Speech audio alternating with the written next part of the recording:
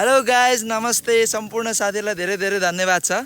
मेरो जस्तोसुकै भिडियो भयो भने हजुरहरूले हेरिदिनुहुन्छ, त्यही नै मेरो लागि एकदमै खुसी छ। संसारमा बाबा टाढिएर बसेका छोराछोरी कति छन् जो आमासँग मात्र बसेका हुन्छन्। कसैका छोराछोरी यति राम्रा पनि हुन्छन् बाबा नभए तापनि, किनकि उनले त्यस्तै नै परवरिश दिएको हुन्छ कि हैन। आफू यदि राम्रो भयो भने आफ्नो छोराछोरी पनि राम्रो हुन्छ, त्यो सबैले जानेको कुरा हो। त्यसैले यो आमाहरूको लागि म एउटा यो भिडियो बनाएको छु कि आमा भइसकेपछि आमाले गर्नुपर्ने एकदमै आफ्नो कर्तव्य एकदम राम्रो निभाउनु होला।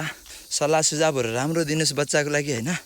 त्यो भयो भने बच्चाहरू एकदम राम्रो हुन्छ, उनको भविष्य राम्रो उज्जवल हुन्छ हैन। यदि आमा सहीसँग भएन, सही ढङ्गको भएन भने बच्चा पनि त्यस्तै हुन्छ। किनकि बाबा मात्रै राम्रो भएर हुँदैन, मेन भूमिका भनेको आमाको हुन्छ। त्यसैले आमा एकदमै राम्रो हुनु जरुरी छ।